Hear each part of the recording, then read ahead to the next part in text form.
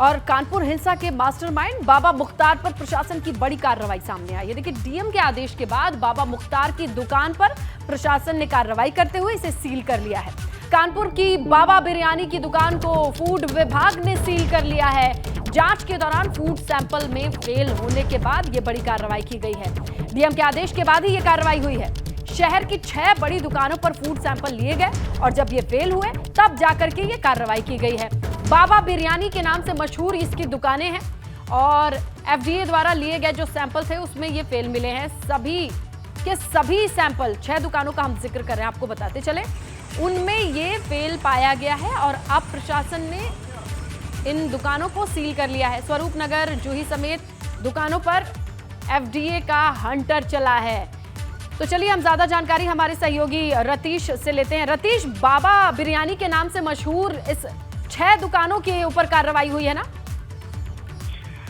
बिल्कुल, देखिए, फूड विभाग ने 6 दुकानों पर कार्रवाई की है, जिसमें जे फूड्स है, बाबा बिरयानी की 2 दुकानें हैं जो रावतपुर की है और एक स्वरूप नगर की है। इसके अलावा डबलपुरिया में अली बाबा फूड्स के नाम से, अलहुदा फूड सेंटर के नाम से परेड में और जायका फूड्स के नाम से परेड में दुकानें हैं। इन सभी के सैंपल्स लिए गए थे।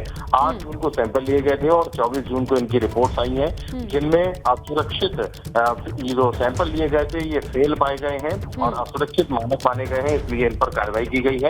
बाबा बिरयानी के नाम से मशहूर ब्रांड है कानपुर में बिरयानी का मुख्तार। कितना पुराना है ये ब्रांड?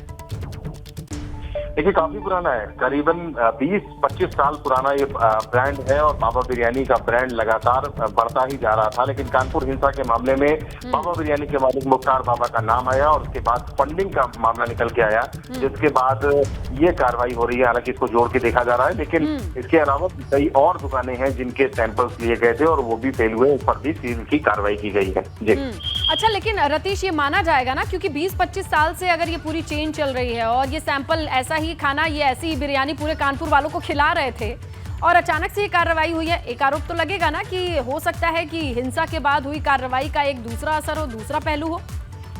बिल्कुल सही कहा आपने। देखिए, प्रशासन प्रेजेंट कुछ कर रहा है लेकिन है कुछ और। प्रशासनिक अधिकारी जो मौके पर सीलिंग की कार्रवाई कर रहे थे, उनका साफ तौर पे कहना है कि फूड सैंपल फेल हुए इसलिए सीलिंग की कार्रवाई की जा रही है। लेकिन सब कुछ कानपुर हिंसा जो 3 जून को हुई उससे जरूर जोड़कर देखा जा रहा है, क्योंकि इससे पहले भी प्रतिष्ठान चल रहे हैं। कानपुर शहर में 6 फ्रेंचाइजी बाबा बिरयानी की है और इसके अलावा लखनऊ में, प्रयागराज में, बनारस में भी है और फूड जो है सैंपल अब फेल होता है और अब उस पर कार्रवाई की जाती है। तो जरूर ही हिंसा मामले से भी इसको जोड़ करके देखा जा रहा है और पुलिस मुख्तार बाबा की PCR लेकर उससे पूछताछ, सघन पूछताछ भी करने जा रही है। एक तरफ मुख्तार बाबा से पूछताछ चल रही है, दूसरे कानपुर वालों के लिए, अगर वो शौकीन होंगे इस दुकान के लिए, तो उनके लिए बड़ी खबर है, ये दुकान सील कर दी गई है, फूड सैंपल फेल कर गया है।